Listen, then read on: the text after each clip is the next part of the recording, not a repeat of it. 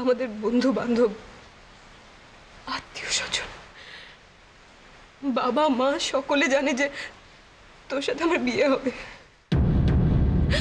আচ্ছা বল, আমি না হয় ভুল হতে পারি, কিন্তু এতগুলো মানুষ একসাথে কি করে ভুল করতে পারে? ভুলটা তোর নয়, ভুলটা আমার।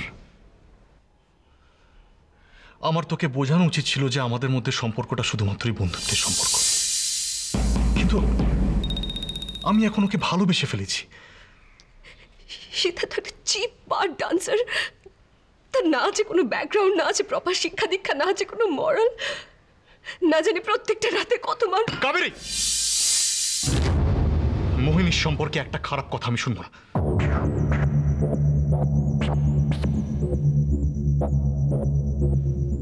মোহিনী আমার ভাবি স্ত্রী। পাগল হয়ে গেছিস তুমি? তোর সাথে ওই মেয়েটার কোনো দিক থেকে কোনো মিল নেই, কোনো মিল নেই।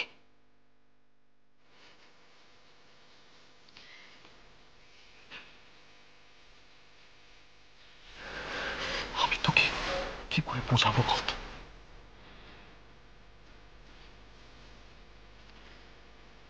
ওই মেয়েটাকে আমি পাগলের মতন ভালোবেসে ফেলেছি কাবেরী। আর আমার ভালোবাসা, আমি তোকে ছেড়ে বাঁচতে পারবো না সিদ্ধার্থ। কাবেরী প্লিজ, তোর ভালোবাসাকে আমি অস্বীকার করতে পারছি না, তাই আমারও কষ্ট হচ্ছে, বিশ্বাস কর। আই এম সরি, কিন্তু তুই একদম চিন্তা করিস না। তুই দেখিস, তুই এমন একজন কাউকে পাবি যে তোকে এত ভালোবাসবে, এত সুখে রাখবে যে তুই। চুপ কর। Just stop it. Okay?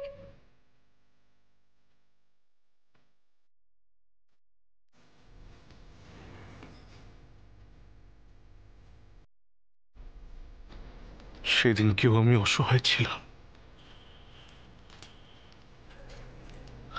আর আজও আমি অসহায়।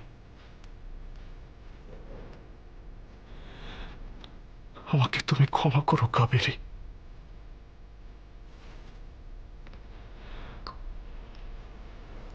কাবেরীকে?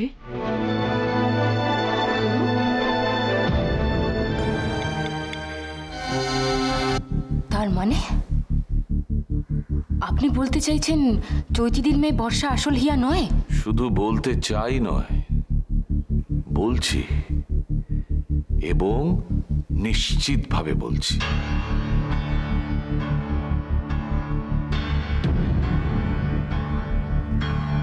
আপনি কি করে এতটা নিশ্চিত হচ্ছেন? আমি হিয়ার বাবা। কে আমার মেয়ে আর কে আমার মেয়ে নয়, বাবা হয়ে সেটা আমি বুঝবো না?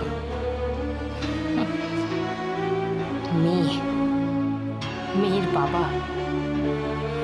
মিস্টার বর্মন, আপনার একবার লজ্জা করে না এই ভাষাগুলো ব্যবহার করতে?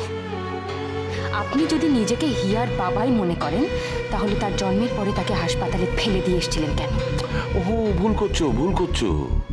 হিয়াকে আমি হাসপাতালে ফেলে রেখে আসিনি, ওকে উপযুক্ত জায়গায় উপযুক্তভাবে আমি বড় করে তুলেছি।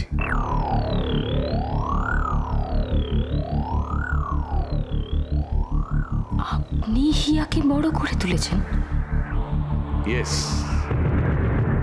আসল হিয়া আমার কাছে আছে।